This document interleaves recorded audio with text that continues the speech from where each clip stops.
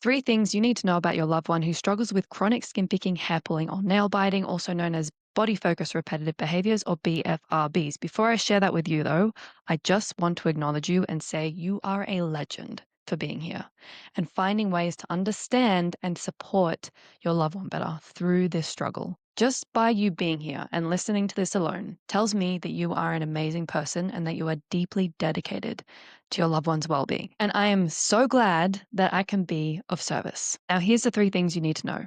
First, they can't just stop. And I'm going to share with you why in a couple of minutes.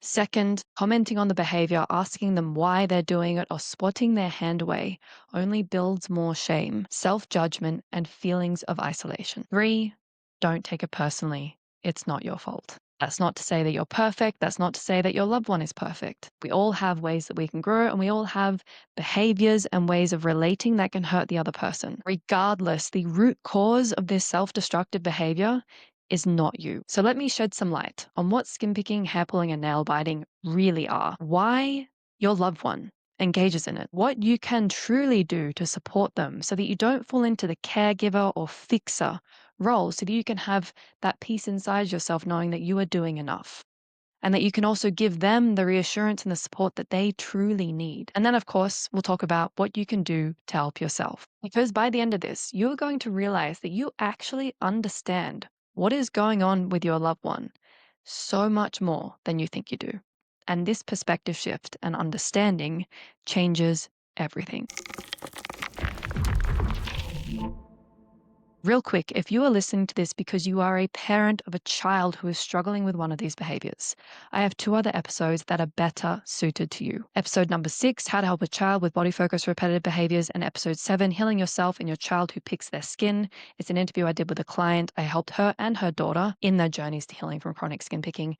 The reason why I say this is that what I'm going to share with you inside this episode more pertains to the relationship between an adult and another adult, not an adult and a child. There will be some insights and helpful things that you will learn regardless in this episode. But if you want something that is more specific and on point for you and your child or the child that you are supporting, I encourage you to go and listen to episodes 6 and 7. You are listening to the Beyond Skin Picking and Hair Pulling podcast. My name is Raffaela Marie. I'm your host. I have healed from 15 years of chronic skin picking through a holistic and science-based approach. If you're wanting support for yourself in your own healing from one of these behaviors, make sure you hit like, subscribe, and hit the notification bell. And don't forget to share your experience in the comments. I love hearing from you, and I am here to support you in any way I can. What is skin picking, hair pulling, and nail biting? I'm about to give you a crash course, so listen closely. These behaviors are essentially tools to help us to regulate emotion.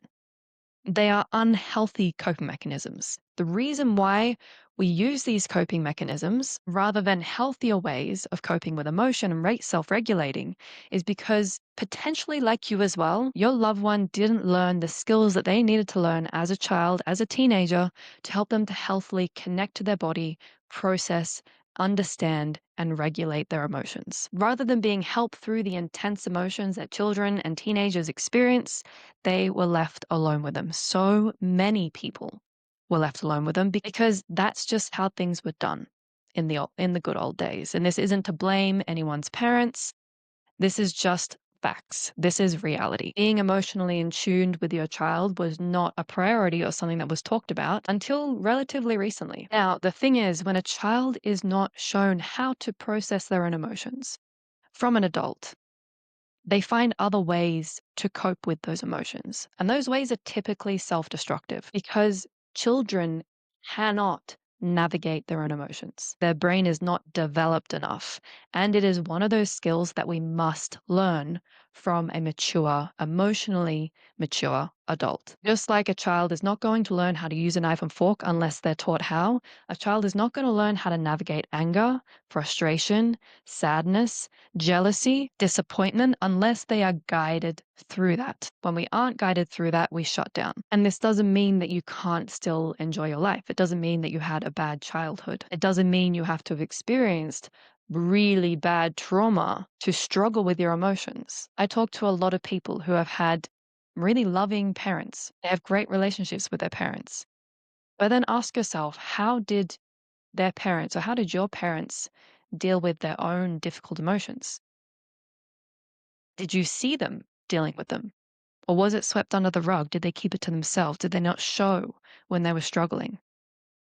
Or did they explode and let it all out in one moment? That is not emotional maturity or emotional or healthy emotional regulation. And so, whatever emotions your parents struggle with, you are going to struggle with as well until you learn the skills and the tools to start to healthily connect to your body and process what's going on there. This is why many people end up with chronic skin picking, hair pulling, and nail biting because it is a way of self soothing. And it's not just skin picking and hair pulling and nail biting. It's also doom scrolling, drinking alcohol, smoking cigarettes, drugs, porn, shopping, using food to self soothe, binge eating, overworking, being a workaholic. Sex can become an addictive self destructive behavior. Exercise can become an addictive self destructive behavior. When we are using that behavior as a way to escape difficult emotion, that behavior will become chronic and unhealthy because it doesn't actually help us to address and help us to process the emotion in a healthy way. It just helps us to let off a bit of steam so that we can put the lid back on it and forget that it's there. And this is why your loved one picks, pulls, and bites at their body. They are experiencing a behavioral addiction. And it's the way that their subconscious found helps them best to deal with overwhelm, stress, anxiety, conflict, self doubt, pressure, perfectionism. We all have bad habits. And I guarantee everyone has at least one bad habit that is erring on the line of a behavioral addiction, because that one has become the one that we subconsciously default to when things get too much. And the reason why many of these behaviors are addictive is because they give us a hit of dopamine, and that dopamine is addictive. And then we know which button to press to keep getting that dopamine, that soothing behavior, that soothing feeling, that break from the pressure when things are too much. And the more emotions we didn't learn how to healthily navigate as children and teenagers, the more pressure and overwhelm we are going to feel as adults. I wonder if this is building more understanding for you. And I wonder if you're noticing that in some of the quote unquote bad habits that I mentioned before, if you see yourself in them. Now, here's what you can do to support your partner without becoming the caretaker or the fixer. Know that the reason why they are engaging in these behaviors because they probably need a break, even if they don't realize it themselves. And this is what I tell everyone. The best thing that you can do is give them a hug. Ask them, how are you doing? Is there anything weighing on you? Is there anything you'd like to get off your chest? Is there anything you'd like to share with me? Can I get you a drink? You can say, I love you so much. I hope you know that. You're doing enough. Can I do something to take the pressure off you this week? Because skin picking, hair pulling, and nail biting aside, when they are engaging in this behavior, all it is saying is, I'm dysregulated. I need soothing. I need a break. I need to calm down. I feel under pressure. I feel anxious. That's what this behavior is actually communicating. And what we need in those moments is love, a big hug, or support in some way. And that will go so much further than asking, why are you picking? Or trying to take their hand away. That is a short-term solution, is just swatting the hand away, but it doesn't actually help in the long term, does it? Asking these kinds of questions, while it may not fix everything in the moment, it is going to give your partner, give your loved one the space to navigate this challenge in their own way without feeling pressured to get it done faster, without feeling like they're letting you down, without feeling like they're disappointing people or like they're doing something wrong or like they're being judged for engaging in a behavior that currently they cannot just stop. That's what they really need. And that's what you can really do. And you cannot do more than that. It is not your responsibility to fix them. It is their responsibility to work on themselves, to heal and grow and take responsibility for their own healing journey in this. As hard as it can be, being the loved one of someone who's struggling a lot with a behavioral addiction, you really need to take a step back. Love them for who they are, as they are right now, and stop trying to fix or stop the behavior. And instead focus on how can you make them feel more loved by you. That's all you can do. The rest is up to them.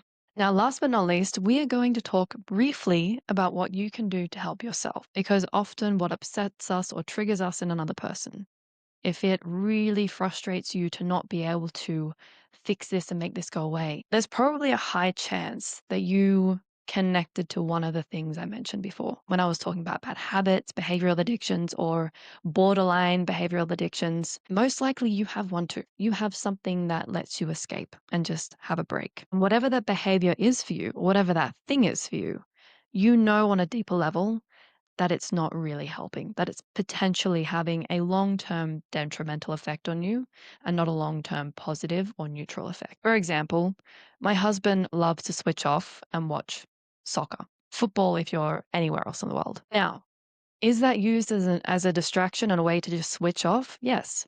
That's not a bad thing though, because watching football is not having a long-term detrimental effect on him, on our relationship, on our life, on his life. That's a neutral to positive behavior.